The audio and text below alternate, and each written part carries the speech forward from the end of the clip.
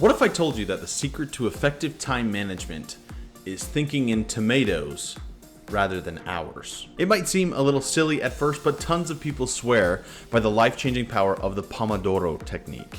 And when I first heard the word Pomodoro, I thought it had something to do with Russian because Pomodoro is the Russian word for tomato, but turns out it actually is Italian for tomato, but probably similar roots somewhere back in the day. This popular time management method alternates focused work sessions, which are called Pomodoros, with frequent short breaks to promote concentration and stave off mental fatigue.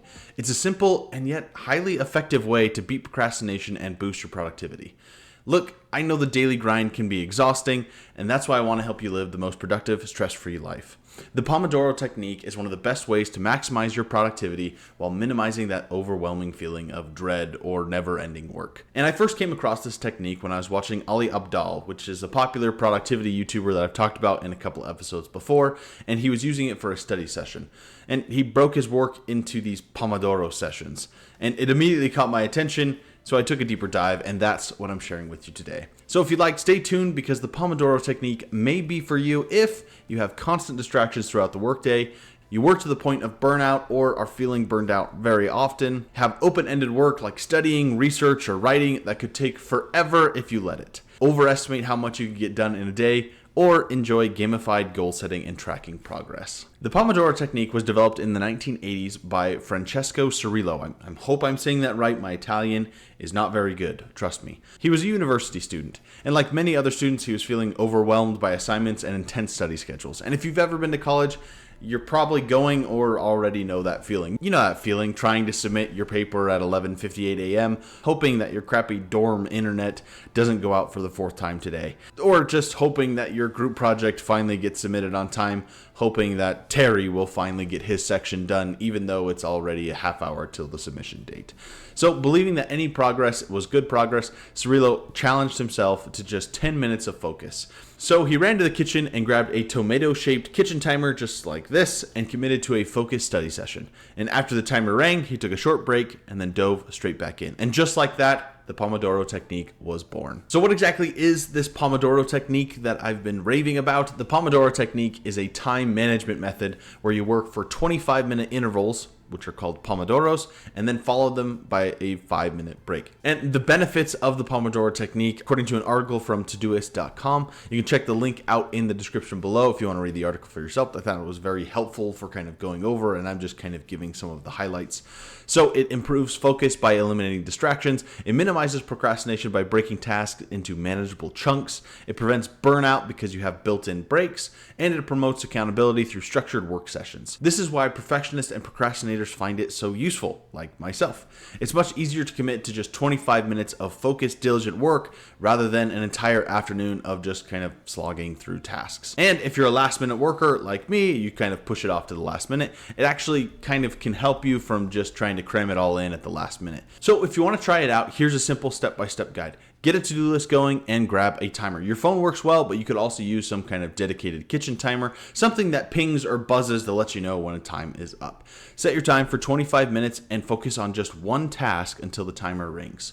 Mark off one Pomodoro and record what you did, and then take your 5-minute break. Grab a snack, stretch, rest your eyes, do something for about 5 minutes just to kind of get out of it. And then after 4 Pomodoros, if you do 4 Pomodoro sessions, which is that 25-minute focus period, as well as a 5-minute rest period, then you take a longer 15 to 30-minute break to kind of help break up the day even more. So here's a graphic from that Todoist.com, how they designed their schedule and focused it around this Pomodoro Technique. So they have the first draft of the Pomodoro Technique, which is this article. After the first 4 Pomodoros, they take a longer break, and then another 4 Pomodoros, take a longer break, and then they'd go through the rest of the day, checking emails, taking care of admin tasks. So they would assign their to-do list the different Pomodoros and how long they would think it would be. And there's kind of 3 main rules in order to maximize productivity with the Pomodoro Technique. The 25-minute sprints and focus sessions are the core of this method, but these 3 rules can help you kind of make sure you get the most out of it.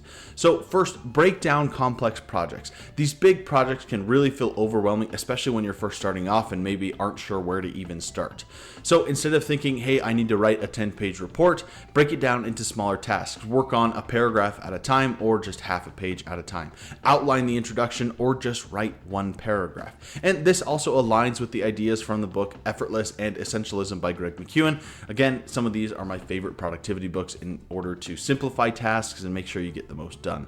So taking the obvious first step and making sure that you know what you're actually starting on can help you kind of get into the groove, break into that flow, and make sure that you're getting the maximum out of your productivity time. Second, group small tasks together. If a task takes less than one Pomodoro, then batch it down with other similar small tasks. For example, 3 comments on your peers' responses on Canva. I think we've all written those in the past, and man, weren't they just so helpful.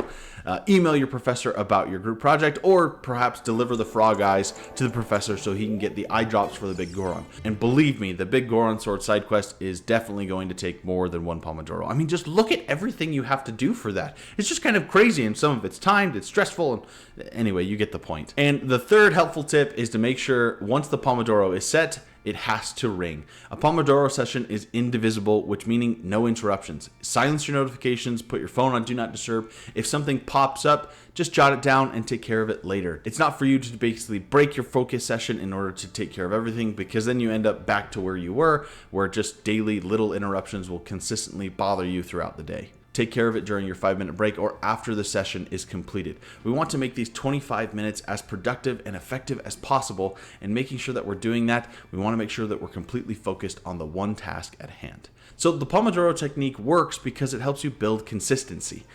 It seems a little silly to track time based on tomatoes rather than seconds, minutes, and hours, but it actually helps you kind of focus for just brief periods of time. Instead of waiting for motivation, you can actually rely on habit and routine. And when you get used to working this way, you actually avoid some common time management mistakes, like overloading your to-do list or constantly switching tasks. Because everything is broken down into a simple 25-minute session, it actually works more effectively to get more done, and this Pomodoro technique teaches you to be a little bit kinder to yourself. It balances out focusing on work and taking intentional breaks rather than, well, I think I've done enough, I'm going to take a break, but it's all kind of undefined and in your head. So some other quick tips for Pomodoroing.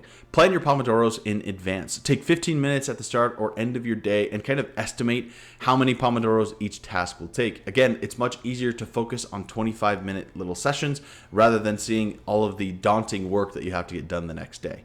Second, build overflow Pomodoros into your day. A standard 8-hour workday fits about 16 tomatoes. So some tasks may take a little longer than expected, so kind of plan a 2 or 3 buffer tomato for flexibility. And experiment with Pomodoro length. Sometimes for me, 25 minutes is just a little too short because I really want to get into that flow state, especially when I'm in something creative like writing or editing. I want to kind of get into that flow state a little bit more, so I'll usually go for about 35 to 40 minutes so I can kind of get into that flow state, work in it a little bit longer, and then take a 10-minute break. Use a dedicated Pomodoro timer. There's some apps on the iPhone store. If you just search Pomodoro or just timers, you can find something pretty easily. Just make sure you have something that pings or buzzes or notifies you when the time is up so that you know that you can be done and take your break and move on. And make sure to track your progress at the end of every day. Review how many Pomodoros you actually completed, and if you were productive, then maybe reward yourself. Maybe with some fresh pico de gallo, because you've earned enough tomatoes at that point. So the Pomodoro technique is a simple yet kind of effective way to fight procrastination and boost your productivity. By working in these short, focused sprints with regular breaks, you can actually improve your concentration and reduce mental fatigue.